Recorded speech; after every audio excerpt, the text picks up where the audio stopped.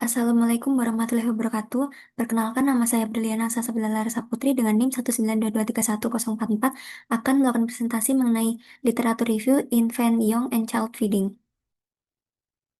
Ini merupakan jurnal yang saya gunakan dengan judul Infant and Young Child Feeding Practices Based on Region of Residence in Bengkulu Province, Indonesia dengan jurnal Amarta Nutrition pada tahun 2025.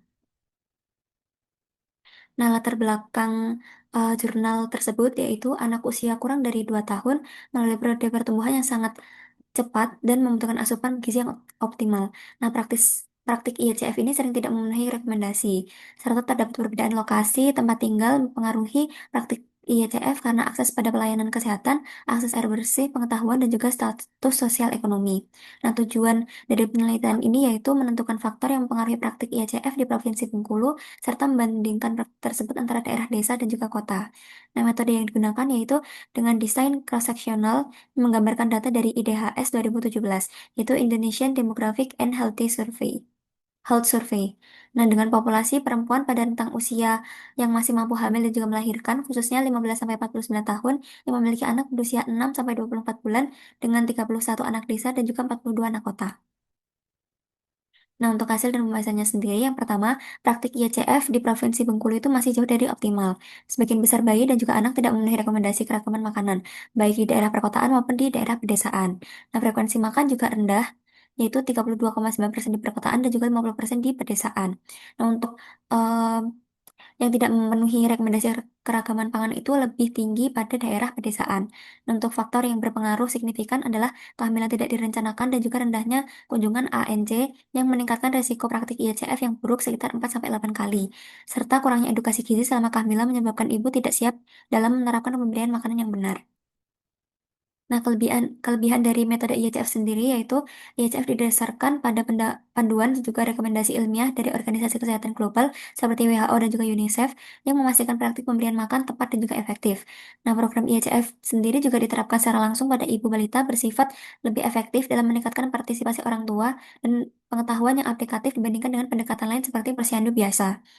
Nah, untuk kekurangan sendiri, beberapa indikator IHF itu sulit dimasukkan dalam survei standar karena kebutuhan ukuran sampel dan juga ketidaksesuaian dengan kondisi populasi. Serta dalam situasi darurat, metode sampling terstandar sulit diterapkan sehingga penilaian dan juga intervensinya menjadi kurang optimal. Nah, selanjutnya yaitu potensi bias dan juga cara mengurangi.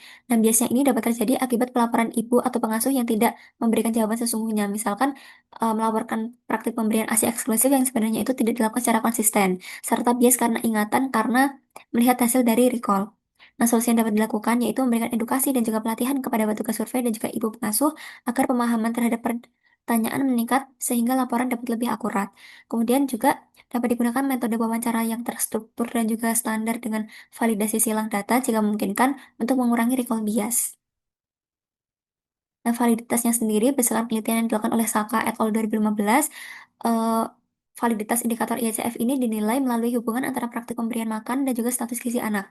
Nah, hasilnya menunjukkan bahwa sebagian besar indikator IHCF ini tidak valid untuk menilai stunting karena MDD, MMF, dan juga MAD itu tidak berhubungan dengan TB menurut usia. Hanya satu indikator yang terbukti berhubungan, yaitu pemberian MPASI tepat usia 6 bulan yang memberikan efek protektif terhadap stunting.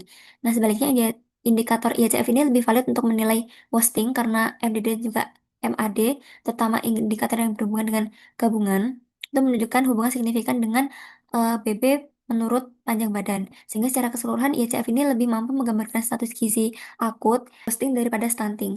Nah, untuk reliabilitasnya sendiri, berdasarkan penelitian yang dilakukan oleh Zakaria et al. 2019, reliabilitasnya itu diuji pada dua domain utama, yaitu pengetahuan dan juga sikap. Nilai reliabilitas marginal untuk domain pengetahuan terkait menyusui atau pemberian susu formula dan pemberian makanan pendamping masing-masing itu 0,91 dan juga 0,74. Sementara itu nilai Cronbach alpha untuk dominan sikap terkait menyusui atau pemberian susu formula dan pemberian makanan pendamping masing-masing adalah 0,89 dan 0,9. Hasilnya menunjukkan bahwa kuesioner memiliki reliabilitas yang baik. Berikut merupakan daftar pustaka yang saya gunakan. Sekian presentasi yang dapat saya sampaikan. Apabila terdapat salah kata, saya mohon maaf. Terima kasih. Wassalamualaikum warahmatullahi wabarakatuh.